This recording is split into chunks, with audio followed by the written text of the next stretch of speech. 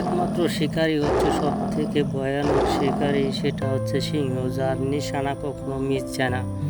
দেখেন কত দূর থেকে লাফ দিছে এবং সেটাকে ঠিকই খাপ করে ধরে ফেলছে। এবং এটা দেখেন এই বনগরু যেটাকে বলে, এটা কি দৌড় দিছে। এবং এখানে অনেকগুলো হরিণ আছে, দেখেন যে যেটাকে নিশানা করছে সেটাকে ঠিকই খাপ করে ধরে ফেলছে। এবং এটা নিশানাকে দেখেন আস্তে আস্তে ধীরে ধীরে যে ধাপ করে কোথায় থেকে ধরে ফেললো।